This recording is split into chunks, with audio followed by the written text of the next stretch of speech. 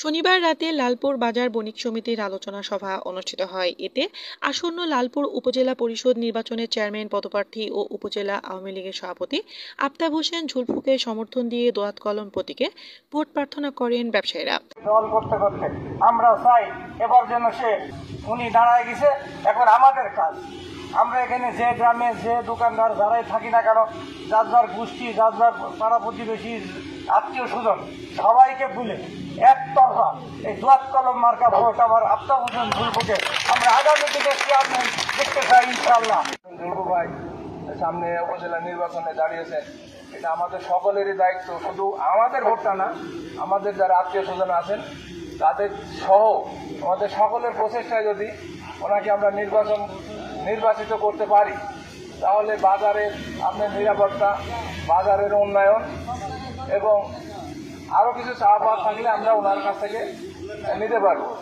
প্রতিনিধি ঝুলফু ভাই তিনি যদি 21 তারিখে উপজেলা পরিষদ নির্বাচনে যদি উপজেলা পরিষদের চেয়ারম্যান হতে পারে, কোনো দাবি দেওয়া বলা লাগবে না। তাই আমাদের একটাই কাজ হবে যে এখন হাতে হাত রেখে কাঁধে কাঁধ রেখে সবাই ঐক্যবদ্ধ ভাবে, তাহলে কি করা লাগবে আপনারা কোনো চিন্তা নাই, কোনো টেনশন নাই, সবাই ঐক্যবদ্ধ হন। 21 তারিখে যে ভোট আছে সবাই মিলে ঐক্যবদ্ধ ভাবে ঝুলফু ভাইয়ের জন্য কাজ করেন। সকল সমস্যার সমাধান 21-এর পর 22 তারিখ থেকে দেখবেন অটোমেটিক হয়ে গেছে। চেয়ারম্যান থাকলে আর আমি আছি কোনো কথা নাই। লালপুর শুধু বাজার না, গোটা লালপুর ইউনিয়নে কোথাও কোনো সমস্যা থাকবে না। রাস্তা বলেন, ড্রেন বলেন, সমস্ত কিছু হয়ে যাবে।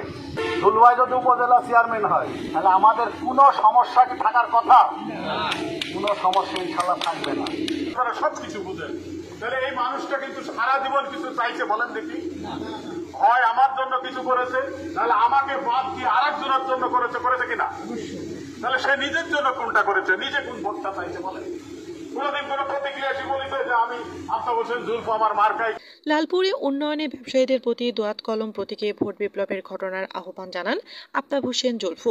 আমি আপনাদের মানুষ, আপনাদের সন্তান, লালপুরের সন্তান, লালপুরের মানুষের নির্বাচনে প্রতিদ্বন্দ্বিতা করার এইরকম পর্যায়ের নির্বাচন উপজেলা এমপি আমরা তো করি।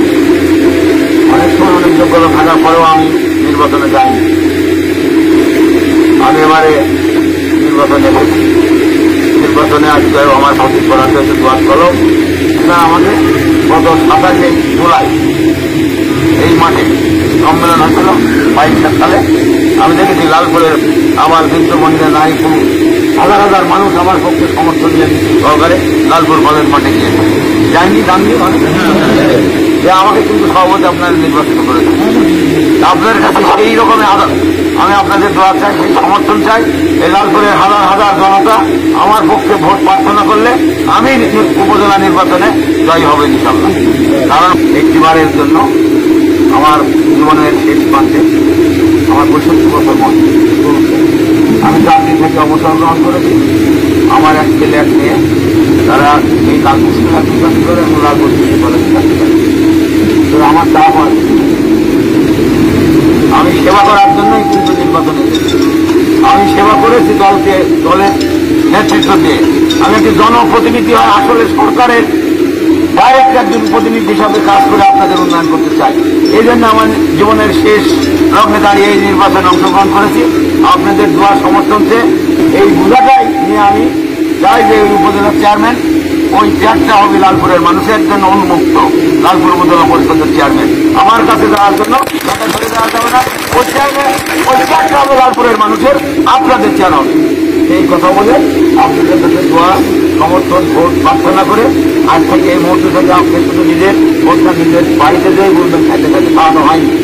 এই সময় অন্যান্যের মধ্যে উপস্থিত ছিলেন জেলা আওয়ামী লীগের সাবেক সদস্য অধ্যাপক আমজাদ হোসেন, লালপুর ইউপি চেয়ারম্যান ও বণিক সমিতির সভাপতি আবু বক্কর সিদ্দিক পলাশ, সাধারণ সম্পাদক মাজদার হোসেন, যুগ্ম সাধারণ সম্পাদক খালিদ হাসান সরল, সাংগঠনিক সম্পাদক রাশেদুল ইসলাম প্রমুখ।